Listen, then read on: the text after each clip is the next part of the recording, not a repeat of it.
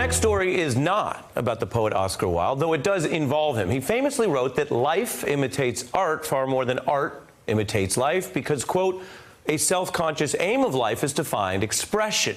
That's clearly the case on HBO's hit political series Veep, which has been teeing off cruel political absurdities for 7 seasons, is now approaching its finale in a Trump era with realities that could have come from the show's creators, including Frank Rich and David Mandel, who join me for a special discussion right now tonight. Now, just last night, the president engaged with crowd chants at a rally that blatantly echoes a Veep scene that aired this week. But how do you stop these people? You can't. There's no... That's only in the panhandle you can get away with that statement. But the other real killer is diseases. And how do these diseases get into America? How? Immigrants. Kill them! Yeah, well, I mean, we don't have to kill all of them. I mean, there are some good immigrants. Beyonce?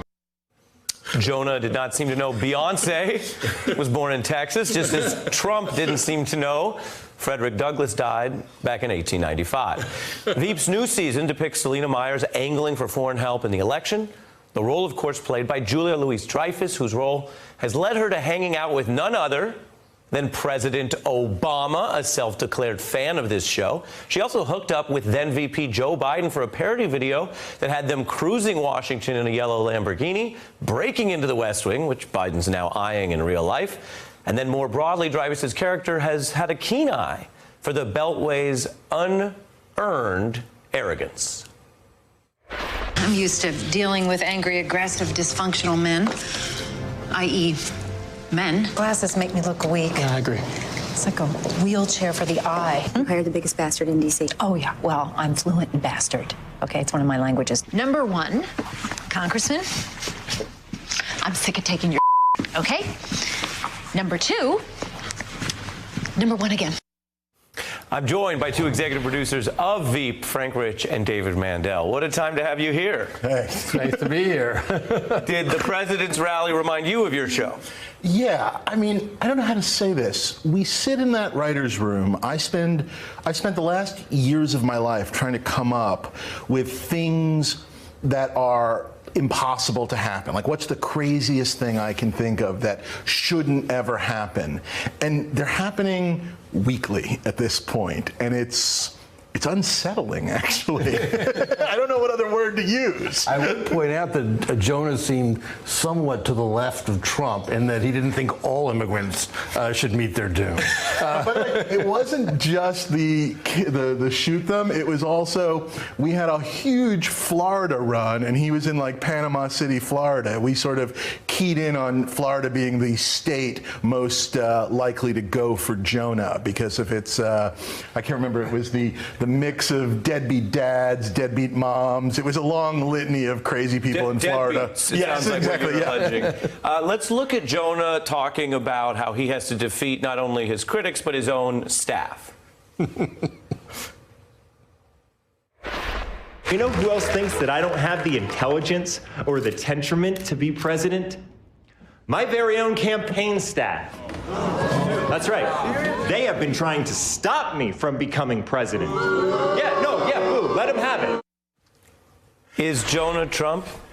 No, Jonah is not Trump. The show has always, and dare I say maybe even a touch more so in my sort of tenure, the show was originally created by Armando Iannucci, and then I took over after the 4th season.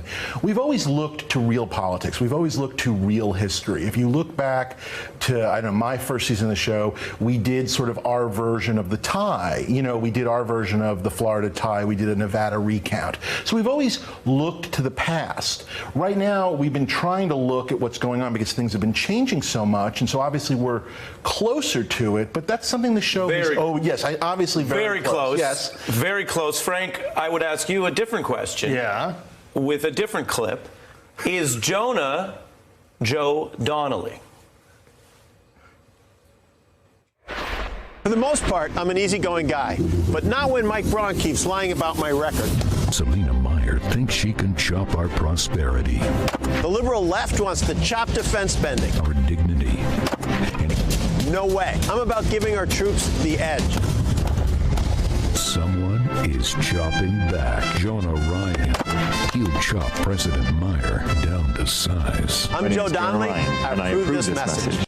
I mean, did this guy look at what we did? I mean, because we were first. I think he's Jonah. I think that's the answer to that one. Jonah's not Joe Donnelly, but Joe Donnelly may be Jonah. Exactly. And, and get back to the overall, this crazy coincidences or people reading stuff into it. Before we were even on the air, Breitbart, having seen that Julia was a Democratic contributor, announced that we were doing a show attacking Sarah Palin, and that Selena Meyer was Sarah Palin. Oh, this is back at the beginning, and we keep anticipating stuff. Early in the show, we anticipated the server scandal, the Hillary Clinton server scandal, but she's not Hillary Clinton, and as Dave. But then later she became Hillary Clinton. Actually, I would argue if anybody's Trump, Selena's Trump. I mean, not that anybody is Trump, but people like to very easily go woman, Hillary, man, Trump. So, but she's horrific and despicable in many similar ways, and sort of holds grudges and has sort of a very sort of a hair-trigger temper and that kind of a thing. But and pretends to like her family and the rest of it. And she doesn't give a lot to charity, I don't think. Doesn't give a lot to charity. I think invokes God when she feels it serves her own purposes. Had to look at the index of her own memoir to find out her own position on abortion. Not fond of her own children, and never pays taxes. But other than that, although we've never done a tax return story, alas. It's too late now. So, is there this overlap because you're telling human stories and politics is full of simply extreme humans, or is this something specific to the political class? I think it is.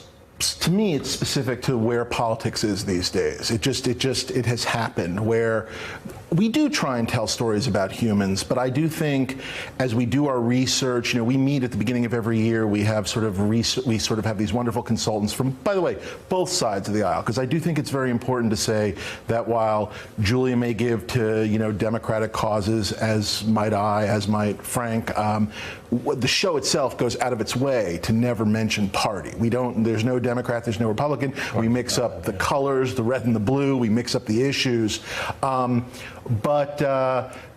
We do our research. And so a couple of years ago, this is just an example, we were looking for our sort of 55 mile per hour kind of issue, kind of like a la Reagan. And we landed on daylight savings. Wouldn't that be a silly, stupid issue for politicians to take very seriously?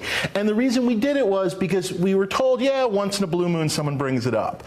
So we did it. Then about a year later, people started doing it for real. Right. And you just kind of go, what's happening? And Frank, you wrote a lot about this very tendency in political life and political media towards entertainment when you were writing for the New York Times.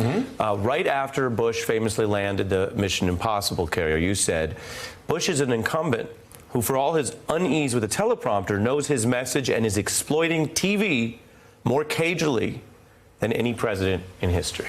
Yes, and he actually, for that Mission Accomplished show, he used former TV news producers, and not just from Fox, to stage it and to make sure the lighting was right and to make sure that the aircraft carrier was turned in such a way that you wouldn't see there was only a couple of hundred miles, and not even that far, a couple of miles from downtown San Diego. It looked like he was in the middle of the Pacific, landing about ready to, bomb Tokyo or something, but instead. So how do you contrast that to what Trump does? I mean, I guess he would use a meme of the plane without actually getting in it. Yeah, he couldn't be bothered to get in the plane, and he's used to, being an NBC star personality, where everything he's just suited up and sent onto the set. And Bush also was, it's not like Bush knew anything about it. But he would tell people he was in the plane. Oh, he would. He would. Although we have to say, Bush gave the impression when he landed in that plane that day that he had been, flying. Solo flying it, yes, Vietnam, exactly. when in fact he never left the Texas Air National Guard. So you're talking about the size of the lie, but the lie persists. Frank, go ahead, David. I was just going to say, and look, I was no great fan of Bush, but it's that thing that, you know, the Washington Post is quite good about charting these days, the frequency of the lies. I mean, we're up to like 5 a day, you know, whereas we used to be used to 1 every month or so, or 1 every, even if it was 1 every week. It's that frequency. It's just, what was it today with the, you know, it's with the New York Times and the taxes today. It's sort of like, I'm really smart. That never happened. The Mueller report exonerated me. The Mueller report is 100% exonerated me. You can't see the Mueller report. I mean, it's just like, what do you do with that? And it does start to feel like comedy writer dialogue. Yeah, and that's sort of, we land where we began, yeah, but slightly more depressed. Yeah. Slightly? David Mandel. A lot more depressed. A lot more, excuse me, a lot more depressed. And Frank Rich, great to have you both here. Hey, I'm Ari Melber from MSNBC. You can see more of our videos right here, or better yet, subscribe to our YouTube channel below. You could have been anywhere in the world, but you're here with us, and we appreciate that.